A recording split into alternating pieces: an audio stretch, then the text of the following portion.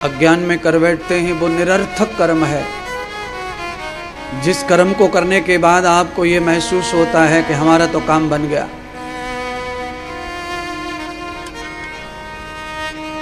पर काम बनता नहीं है, काम बिगड़ता है, पर प्रतीत होता है कि काम बन रहा है। आज बन भी जाएगा पर उसका परिणाम तो व्यर्थ है, निरर्थक है। तो कल परसों आने वाले समय में वही काम आपको सताएगा।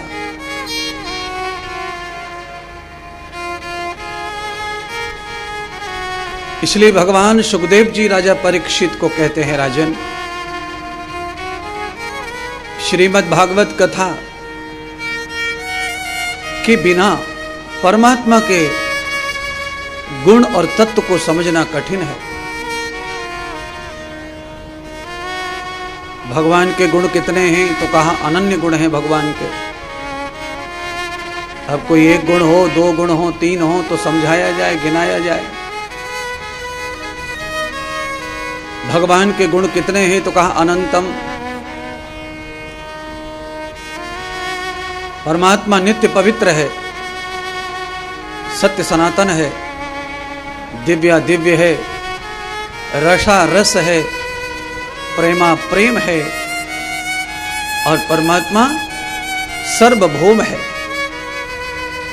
जहां कोई दिखाई नहीं देता वहां भी भगवान है, और जिस जगह जाना कोई पसंद नहीं करता वहां भी भगवान है।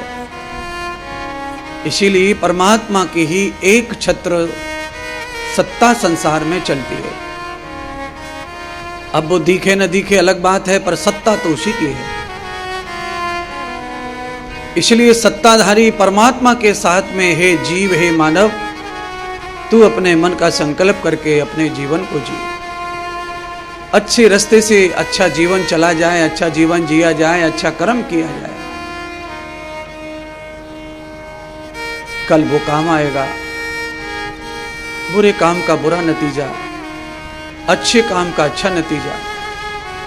हो सकता है कभी कभी अच्छा कर्म करके भी आपकी लाइफ में दुख आ जाए, परेशानी आ जाए, तो उसका अर्थ नहीं है कि आप अच्छा करना बंद कर दीजिए ना। आपके जीवन में कोई दुख और परेशानी आई है अच्छा कर्म करने के बाद भी, तो ये प्रारब्धवश आई है। किसी समय का कोई कर्म खराब हो गया, और कर्म का फल तो नष्ट होता नहीं बिना भोगे। इसीलिए अच्छा कर्म करते समय भी कभी कभी कष्ट और दुख आता है, तो वो आपका ही प्रारब्ध है। भोगना आपको ही है, सहना आपको ही है।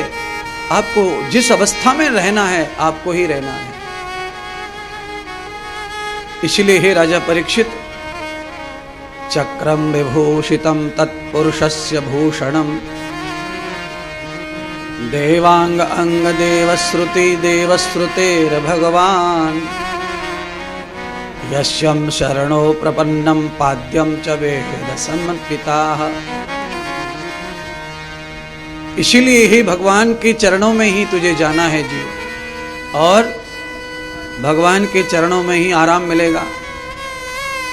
अन्यत्रन्दस्तवेदिता सर्वम। अन्यत्र तो आप कहीं भी चले जाइए, आप बगीचे में लेट जाइए, थोड़ी देर आराम मिलेगा, बाद में बगीचा ही परेशान करने लगेगा। कोई चींटी खाएगी, कोई मच्छर खाएगा, ऊपर से पत्ते गिरेंगे, आपकी आराम में विघ्न पड़ेगा। आप कमरे में बंद हो जाइए, थोड़ी देर तो आराम लगेगा, बाद में कमरा ही खाने लगेगा अपने को। या तो ह्यूमिडिटी हो जाएगी, कमरे में गैस बनेगी, बेचैनी होगी। एसी चलेगा, पंखा चलेगा, कूलर चलेगा, तो उसके भी कोई परिणाम अलग आते हैं थोड़ी देर में। तो वहां पर भी अधिक आराम नहीं है। तो कहां पर आराम है तो कहा पदम यस्मिन् भगवान। भगवान के ही चरण बिंदों में आराम है चिरकाल तक, लंबे समय तक। इसीलिए हम सबको ही भगवान के चरणों का ही सेवक बन करके अपना संसार करना चाहिए। हो क्या रहा है कि संसार सभी अपना अपना अकेले अकेले कर रहे हैं।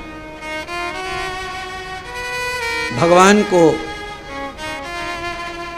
संसार का मालिक मानकर नहीं कर रहे। याभ्यां तत्त्वयाः तरवं न वेद भगवते श्रुति स्मृति त्वया त्वयां। कोई स्मृति कोई श्रुति मंत्र ऐसा नहीं है वेदों का जो भगवान को नकार देवे। इसलिए दुनिया की सबसे प्राचीन किताब है वेद, और उसमें जो भगवान का भेद खुला है वही तुम्हारे ब्रह्म को मिटा सकता है और तुम्हें परमात्मा से जोड़ सकता है। क्या गुण बताए भगवान? सुखदेव ने राजा परीक्षित को भगवान के गुण बताए। तो कहा कैसे गुण हैं भगवान के? तो भगवान के ऐसे गुण हैं, कल आप कथा सुन रहे थे, सती की कथा सुनाई मैंने, फिर पार्वती जी का जन्म हुआ। सती ने पार्वती का ही जन्म लिया, दोबारा से भगवान शंकर के साथ में विवाह हो गया और शंकर भगवान पार्वती को लेकर कैलाश पर आ गए। कैलाश पर आए तो पार्वती को आसन दिया और आसन देकर कहा विराजो देवी तिष्ठा, बैठो, ये तुम्हारा घर है, ससुराल है। आई हो पहली बार नई दुल्हन बनकर, तो उपहार मांग लो, क्या उपहार चाहिए?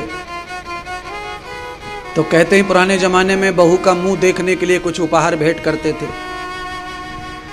तो भगवान शंकर ने पहली बार पार्वती का मुखमंडल दर्शन किया तो उपहार देने के लिए खड़े हो गए। तो पार्वती जी उपहार में क्या मांगेंगी शंकर भगवान को नहीं पता था। अंतर्यामी होकर के भी जगत माता के अंदर क्या चल रहा है शंकर नहीं जान पाए। शंकर भगवान को लगा, ऐसा लगा तो ये कोई बढ़िया महल महलात मकान दुकान मांगेंगी, आभूषण मांगेंगी, हीरा मोती सोना चांदी आदि आदि कुछ मांगेंगे, पर समझा नहीं क्या मांगेंगे। अंत में जब पार्वती माता ने अपना राज दिया कि मुझे क्या चाहिए, तो पार्वती माता ने कहा कि पिछले जन्मों में जो भूल हो गई, गलती हो गई, उस गलती का प्रायश्चित हो जाए। और पिछले जन्म में मैंने भगवान की कथा नहीं सुनी और मेरा जन्म व्यर्थ हो गया। इस जन्म को मैं व्यर्थ नहीं करना चाहती, क्योंकि ये मेरा अजन्म जन्म है। इस जन्म के बाद मैं कभी जन्म नहीं लूंगी। इसलिए हे महादेव, मुझे परमात्मा की हरि कथा सुनाओ, राम कथा सुनाओ, भगवत कथा सुनाओ। तो भगवान शंकर जो है पावन कथा सुनाने लगे। दृश्यो दृश्यो तया दृश्यो एव दृश्यम तदात्मनम। देवी पावन कथा भगवान की सुनो, यही सबसे बड़ा उपहार है ग्रस्त जीवन के लिए। पावन जीवन ग्रस्त का इसी से ही धन्य होता है। कोई भी ग्रस्त में बिना कथा, बिना हरि, बिना परमात्मा के स्मरण के, चिंतन के, श्रवण के सुखी नहीं रह सकता। इसीलिए चाहे जो भी बिगड़ जाए, पर पहले परमात्मा की दिव्य कथा का ही पान करना चाहिए। सब चीजें हमारी इधर उधर हो जाए, पर भगवान का चिंतन, भजन, ध्यान और भगवान की कथा कभी कम नहीं होनी चाहिए जीवन में। परिस्थितियां तो आती जाती रहती हैं। आज है, कल परिस्थिति सही हो सकती है, आज अच्छी है, कल खराब हो सकती है। पल पल परिस्थिति बदलती है जीवन की। और जब जीवन की परिस्थितियां पल पल बदलती हैं तो इस स्थिति में क्या करें? तो कहा भगवान का ही चरण पकड़ के रखें। भगवान के चरण पकड़ने से क्या होगा? कभी भव सागर में डूबेंगे नहीं। वो तैरने वाले भगवान सबको पार कर देते हैं। पार्वती कथा सुन रही हैं महाराज, और उन्होंने अपना नियम पालन कर लिया। तो भगवान शंकर ने पार्वती को परमात्मा श्री हरि के, नारायण के गुण बताए कि अनंत गुण है भगवान के, उनकी लीलाएं अनंत हैं। हे देवी, कैसे भगवान पूर्ति करते हैं भक्त की और संसारियों की। तो कहा ब्रह्मा जी के यहाँ मनु का जन्म और मनु के यहाँ 5 संतानों का जन्म हुआ।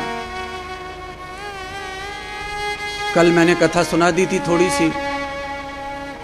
मनु महाराज के 2 पुत्र हुए थे, प्रियव्रत उतानपाद। उतानपाद राजा के 2 विवाह हुए थे, बच्चे नहीं हुए। इस कारण भाग्य से दोनों ही पत्नियों को बालक हो गया, सुरुचि और सुनीति। सुनीति उनकी पहली पत्नी थी, सुरुचि दूसरी पत्नी थी।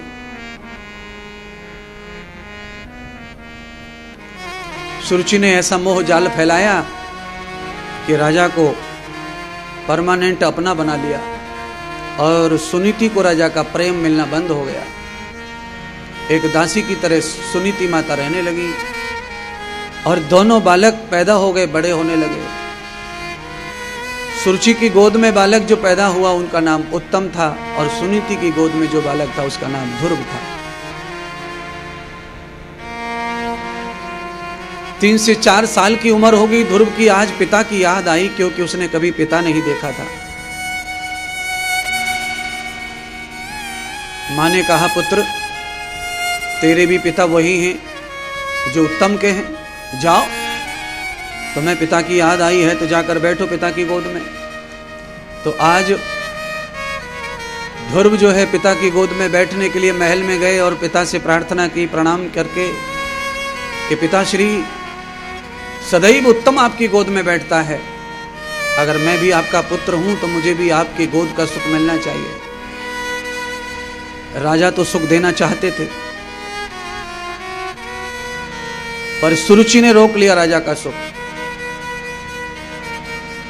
सुरुचि ने राजा का मोह भंग कर दिया ध्रुव के प्रति। स्त्री ने पति का देह धर्म भी नष्ट कर दिया। कुछ कर नहीं पाए पतिदेव राजा उतानपाद। जो पत्नी कह रही है वही कर पा रहे हैं। क्यों? अधिक मोह हो जाना स्त्री का, या उसके स्वरूप में, उसकी खुशियों में खो जाना, उसका परिणाम इसी तरह आता है। सुरुचि में ज्यादा मोह होने के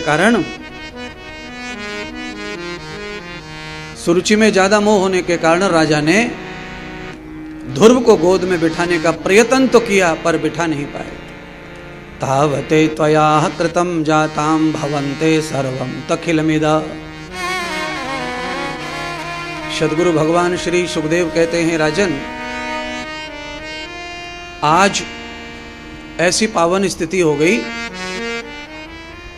कि ध्रुव अंत तक गोद में नहीं बैठ पाए और ध्रुव दुखी हो गए, रोने लगे ध्रुव। आदृश्यम दृश्य पवात सुरभम। और ध्रुव जब रोने लगे तो क्या करें, सुरुचि ने तो बच्चे की दया की ही नहीं। ध्रुव लौट करके अपनी मां के पास चले गए और अपनी मां को सारी कथा सुनाई। मां, पिताजी तो बैठाना चाहते थे पर मौसी ने पिताजी को गोद में मुझे बैठने नहीं दिया, और जाते जाते कहा कि गोद में बैठना है पिता के तो जाओ जंगल में, वहां जाके तप जप करो, और उस तप और जप के प्रभाव से परमात्मा प्रभाव प्रसन्न होंगे। तब उनसे वरदान में मांग लेना कि इस जन्म में मुझे मौत दे दो और दूसरा जन्म मेरा सुरुचि की गोद में करना, जिससे कि मैं राजा की गोद में बैठने के लिए पात्र हो जाऊं। सुनीति समझ गई कि 4 साल के बच्चे पर दया नहीं आई है तो बड़ा होकर मेरे बालक को इस राज्य में कुछ नहीं मिलेगा, तो फिर क्यों इस देह पिता में अपने बालक की रुचि होने दूं? क्यों न मैं उस परम पर पुरुष में, परम पिता में बालक की रुचि पैदा कर दूं। माता सुनीति ने कहा, पुत्र तेरी मौसी ने सही तो कहा है, जाओ। सच यही है कि तुम्हारे जो परम पिता हैं वो तो जंगल में ही खो गए हैं तुमसे, और ये बेहड़ जो है संसार का, इससे पार हो जाओ और भगवान अपने परम पिता को ढूंढो। 4-5 साल का बालक अपनी मां की आज्ञा लेकर के बंधुओं जंगल की ओर चल पड़ा और ये बालक की ताकत नहीं है, ये ताकत है माँ की। माँ सुनीति है, माँ को सब नीति आती है, सही क्या है गलत क्या है। इस कारण सुनीति ने यह निश्चय कर दिया कि मेरे बालक का भला तभी होगा जब उसे परमात्मा मिलेगा। देहधारी पिता तो एक दिन छूट जाएगा, कितना भी प्रेम करने वाला पिता क्यों ना हो, पर मृत्यु तो आती है। नहीं मरने वाला पिता तो परमात्मा ही है। बालक जो है मां की याद करते करते रोते रोते निकल गया जंगल की ओर। मार्ग में नारद जी का आगमन हुआ, नारद जी मिले, बालक को समझाया कि बड़े बड़े ऋषि मुनि त्यागी तपस्वी इस जंगल में खो गए भगवान को ढूंढते ढूंढते, बालक तुम कैसे ढूंढोगे, इसीलिए जाओ अपने घर जाओ। बालक ध्रुव तो अपनी माँ की आज्ञा मानकर आया था, उसने कहा नहीं जाऊंगा नारद जी। माँ ने कहा है कि पिताश्री जंगल में ही हैं और वो माँ को छोड़कर आए हैं और मैं उन्हें ढूंढने आया हूं, तो लौट के कैसे जाऊं। तब नारद जी को लगा कि यह सच्चा खोजी है भगवान का, तो क्यों ना अपना उद्धार कर लिया जाए ऐसे भक्त को पकड़कर। तो नारद जी ने अपने उद्धार के लिए उसे मंत्र दिया, दीक्षा दी, शिष्य बनाया और शिष्य बनाकर कहा जाओ श्री वृंदावन में यमुना के तट पर मधुवन स्थान है, वहां भगवान नित्य आते हैं और वहां जाकर तुम बैठ करके उनका ध्यान करो तो जरूर तुम्हें तुम्हारे पिता मिल जाएंगे। बालक गुरुदेव की नारद जी की आज्ञा लेकर के सीधा वृंदावन की ओर प्रस्थान किया। आद्रव्यम द्रव्यते तम सखान वर्धितम स्वा अधित्वम मंत्र नाम स्मरणतो हो। बालक स्मरण करने लग गया, बैठ गया, आचमन कर लिया यमुना जी में और अंग पंग स्नान कर लिया और भोजन आदि का त्याग कर दिया। यमुना जल पर ही भजन करने लग गए। थोड़े समय के बाद भजन हुआ पूरा, यमुना का जल भी त्याग दिया बालक ने। केवल हाथ अंजलि में जितना जल आए 24 घंटे में एक बार पीते और भजन करते। थोड़े दिन के बाद वो भी छोड़ दिया। फिर कोई हरी पत्तियां पेड़ की तोड़ी, चबाई और भजन करते रहते। बाद में वो भी त्याग दिया। फिर उनको लगा कि कैसी करें, तो छाल उखाड़ ली पेड़ की। कुछ दिन छाल खाकर भजन किया, वो भी त्याग दिया। फिर पेड़ की जड़ में पानी होता है तो थोड़ी जड़ खाई और भजन किया। अंत में लगभग 5 महीने भजन करते करते हो गए, सब छोड़ दिया खाना पीना। और भजन की यही रीत परंपरा है। एक साथ व्रत करना ठीक नहीं है, एक साथ उपवास करना ठीक नहीं है, एक साथ भोजन छोड़ना ठीक नहीं है। आहारम न क्रमतो भवा, आहार को भी क्रम से खाएं और क्रम से छोड़ें। धीरे धीरे खाना सीखते हैं बच्चा और ऐसे ही धीरे धीरे छोड़ें। एक साथ ज्यादा खा लेंगे और एक साथ ज्यादा भूखे रहेंगे तो स्वास्थ्य बिगड़ेगा, सिर दुखेगा, एसिडिटी बनेगी, पेट खराब होगा और भजन में बाधा आएगी। तो भजन में बाधा न आए उसके लिए परमात्मा सुखदेव जी कहते हैं राजन, ध्रुव की तरह संयम के साथ भजन करना चाहिए।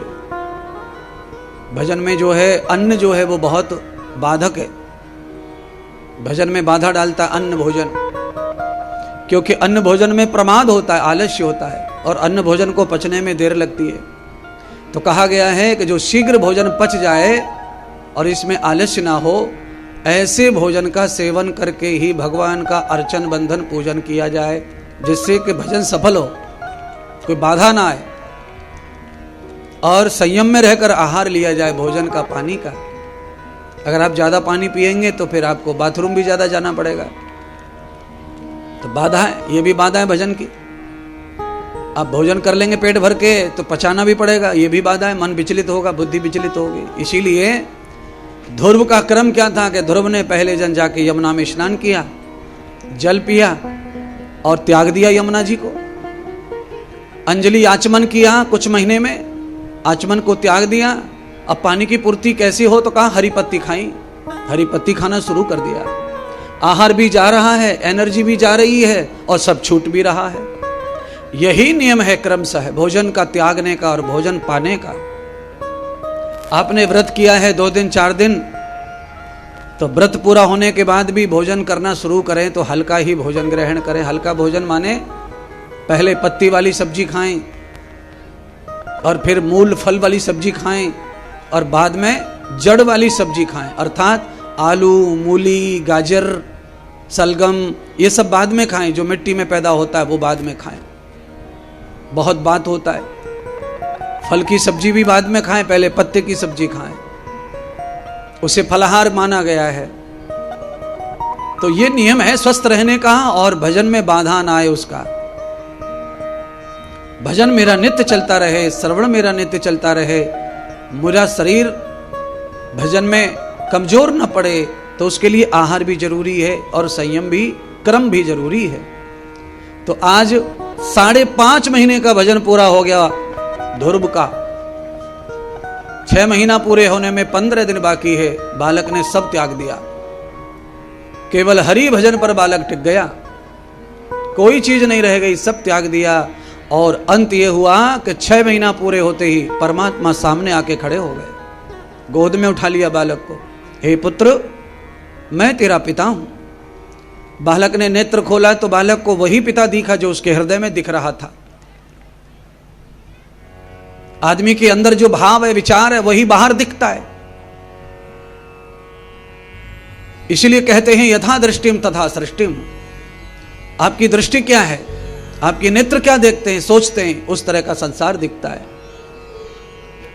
चश्मा हरा लगा लो, हरी हरी दुनिया दिखती है, काला लगा लो, काला काला दिखता है सब, लाल लगा लो, लाल लाल दिखता है। तो आपकी बुद्धि में क्या चल रहा है, आपके मन में क्या चल रहा है, आपके अंदर क्या बैठा हुआ है, वैसा ही सब संसार दिखाई पड़ता है। अगर आपका विचार अच्छा नहीं है, अंदर अच्छाई नहीं बची, तो आपको किसी में अच्छाई नहीं दिखेगी। और अगर आपके अंदर एक लेस मात्र बुराई नहीं है, और कोई कितना भी बुरा व्यक्ति तुम्हारे सामने से आया और गया, आपको कोई किसी में बुराई नहीं दिखेगी। क्यों? विचार का ही तो प्रभाव है नेत्रों पर, वाणी पर, श्रवण पर, चिंतन पर, बोलने पर, सुनने पर, सब जगह वाणी का प्रभाव है। रात के 10, 11, 12 बज रहे थे, कथा चल रही थी किसी महात्मा की। उस कथा में एक वैश्या आके बैठ गई। वैश्या ने पैसा लिए हुए थे किसी सेठ से, उसकी कोठी पे जाना था नाचने कूदने। अब 10-11 बजे तो महात्मा ने कहा कि समय बहुत थोड़ा है, समय बीत रहा है, और समय का पालन नहीं किया, ध्यान नहीं किया तो जीवन खराब हो जाएगा। तो वैश्या ने महात्मा की बात का अर्थ निकाल लिया कि बाबा मुझसे कह रहे हैं कि 12 बज गए, कब जाएगी वहां सेठ के यहाँ, वो नाराज हो जाएगा, पैसे ले लेगा, तेरी रोजी रोटी का सब सवाल है, सब खत्म हो जाएगा। वो उधर चल दी। उसी सत्संग में एक डाकू बैठा हुआ था। बाबा ने कहा कि समय जा रहा है, समय का ध्यान रखो, समय गया तो जीवन बिगड़ेगा। तो डाकू ने कहा बाबा ने मुझे बताया है, 12 बज गए, अब डकैती का समय हो गया, सब सो गए होंगे, चलो। और एक बुजुर्ग बैठा हुआ था सत्संग में, पहली बार आया था। महात्मा ने जो कहा कि समय जा रहा है, समय का ध्यान रखो, समय गया तो हाथ में कुछ नहीं आएगा। तो उस बाबा ने पहली बार कथा सुनी थी, तो उसने अर्थ अलग निकाला। उस बाबा ने अर्थ निकाला बिल्कुल सही। उस बाबा ने सोचा कि मेरा 80 साल का जीवन व्यर्थ चला गया। आज महात्मा ने कहा समय थोड़ा है और समय का पालन कर लो, नहीं तो जीवन बिगड़ेगा। तो महात्मा उठा, बाबा उठा और सीधा जंगल की ओर जाकर किसी पेड़ के नीचे बैठ करके बिना समय गमाए उसने भजन शुरू कर दिया। तो 3 लोग कथा सुन रहे थे, तीनों ने एक लाइन को अलग अलग अलग अलग अर्थ निकाला। वैश्या ने अलग निकाला, चोर ने अलग निकाला, बाबा ने अलग निकाला। वैश्या का अर्थ भी सही था, चोर का भी सही था, पर सही होने के बाद भी निरर्थक अर्थ कुछ नहीं था उसका। वो भी संसार में कूद पड़ा, वैश्या भी संसार में कूद पड़ी। केवल वो बाबा जो पहली बार आया था उसको सही लगा, तो वो संसार को त्याग कर समय के साथ ही परमात्मा की तरफ बढ़ गया। यही कथा है। अर्थात आदमी अपनी बुद्धि से ही निश्चय करता है। महात्मा चाहे जिसको जो सुनाए, पर अर्थ सब अपना अपना निकालते हैं। सबको अपने लिए कथा लगने लगती है। आप कुछ भी कथा में कहो, लोग कथा को अपनी तरह से सुनते हैं, अपनी तरह से अर्थ निकालते हैं, उसका महत्व निकालते हैं ना। अपनी तरह से अर्थ नहीं निकालना है इसका अर्थ सार्थक होना चाहिए। बाबा ने अर्थ सार्थक किया। सार्थक अर्थ क्या है? सार्थक अर्थ यही है, समय जा रहा है, सब आएगा लौट के, पर समय लौट कर फिर कभी आता नहीं है। सब आ जाएगा लौट के, गया हुआ जीवन वापस आ जाता है, पर समय नहीं आता है। वक्त से पैसा जमा किया जा सकता है, पर पैसे से वक्त नहीं बनाया जा सकता है। समय तो निर्धारित है, अपने आप चलता है। और समय अच्छा, और समय वक्त तुम्हारे पास अच्छा है तो सब कुछ तुम्हारा हो जाएगा, और वक्त अच्छा नहीं है तो चाहे दुनिया लुटा दो, तुम्हारा कुछ नहीं होगा। इसीलिए वक्त की महिमा को समझो, वक्त के करार को समझो, समय को समझो, व्यर्थ मत करो समय को। सत्संग हो रहा है, कथा हो रही है, तो समय का पालन करो। बालक ने अपनी माँ की बात मानी और समय खर्च करते हुए सीधा चल पड़ा, समय नहीं बिगाड़ा, उसका उपयोग किया, तो मात्र 6 महीने में बालक को परमात्मा का आगमन हो गया, पिता मिल गया, भगवान मिल गए। बालक को चूमा नारायण ने, मैं तेरा पिता हूं, तू मेरा पुत्र है, वर मांग ले, वर मांग ले। बालक ने कहा जो मांगना था मिल गया। माँ ने कहा था कि तुम्हारे पिता खो गए, ढूंढ के लाओ, आप तो मिल गए, बस अब कुछ नहीं चाहिए।